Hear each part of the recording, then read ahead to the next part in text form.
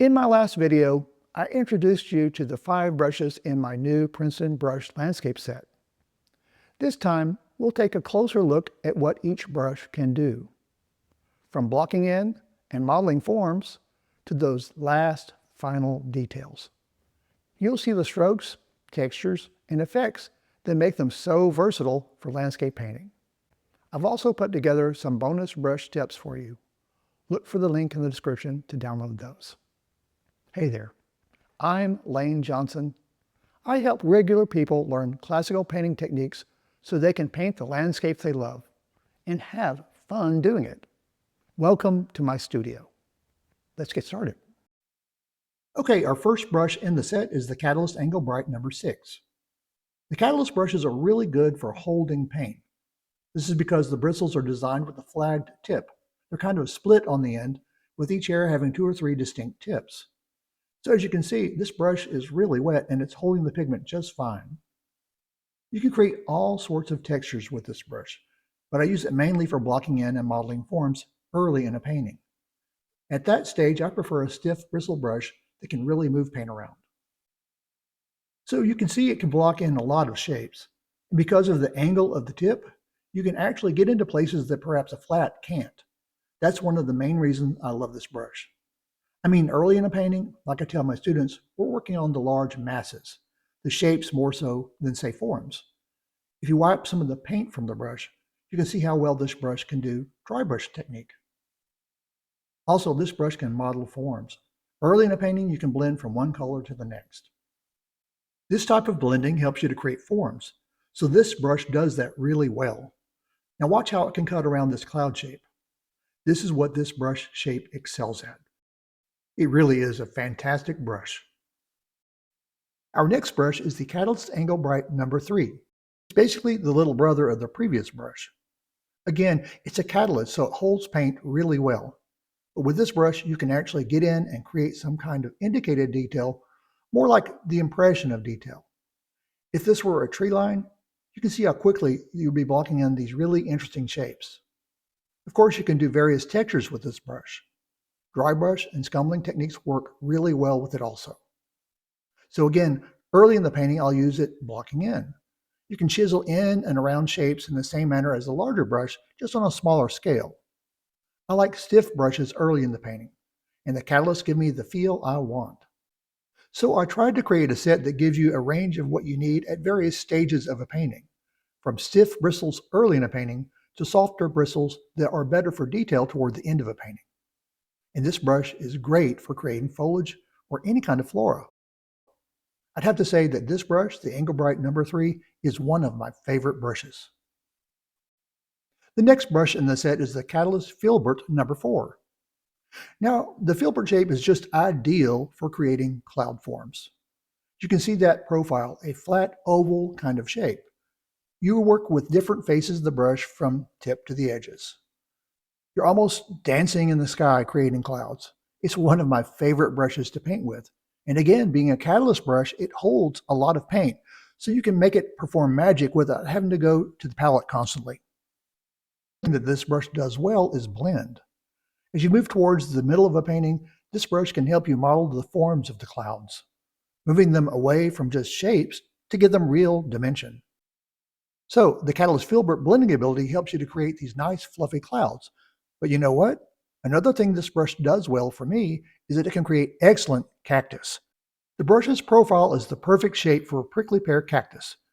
Again, it's another one of my favorite brushes. There's nothing better than massaging clouds to make them come alive, and this brush is perfect for it. Our next brush in the set is the Aspen Round number 4. The Aspen synthetic bristles are a little softer than the Catalyst. The number 4 is an all-around all-star. It could do so many things toward the middle part of the painting. I use it to model forms, but I also use it to basically indicate detail, or more accurately, give the impression of detail. And you can do that because the tip holds its point really well. The Aspen's bristles also give you the ability to do dry brush technique. If you want to block in with it, you can. What I'm amazed with is the amount of detail you can create, taking into consideration of the larger size of this brush. It's all because the point is holding its tip. Look at the kind of detail I can create. Another quality of the Aspen brush is its even release of color. Again, for a brush of this size, you would think that you could not get very much detail or textures, but it's amazing what you can get from this brush.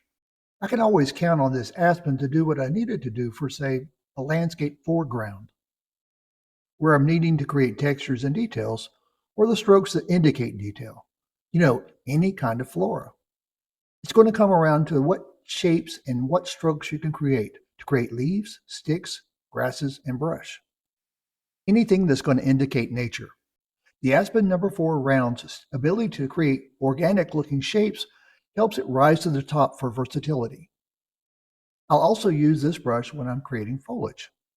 Foliage details are really important for the authentic look of a tree, and so I reach for this brush to create textures along the outer contours of a tree, or even within the form of the tree. I'll dance back and forth, painting highlights and darks, to create a tree with real depth. It's just the perfect brush, not just for foliage, but you can also paint tree trunks. I'll often use it to indicate any kind of natural bark and things like that.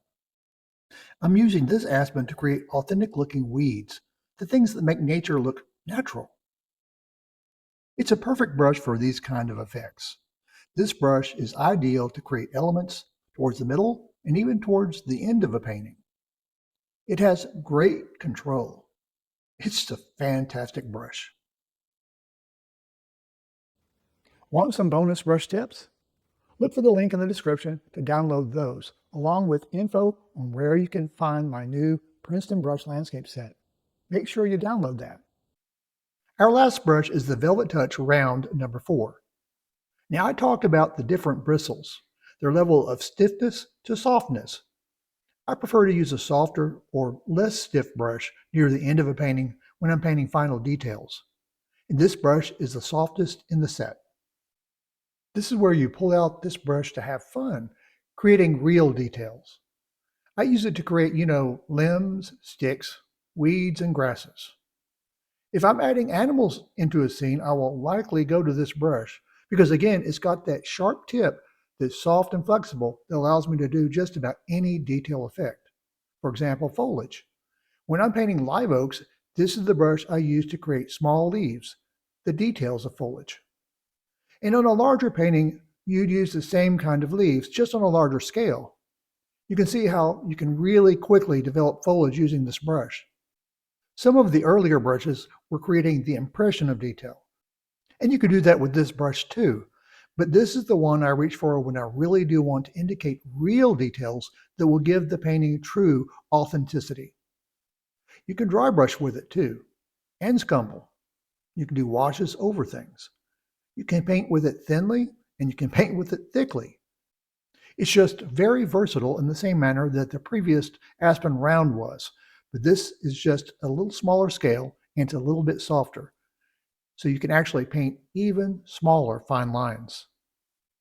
I also like to really use it to create bark textures and limbs.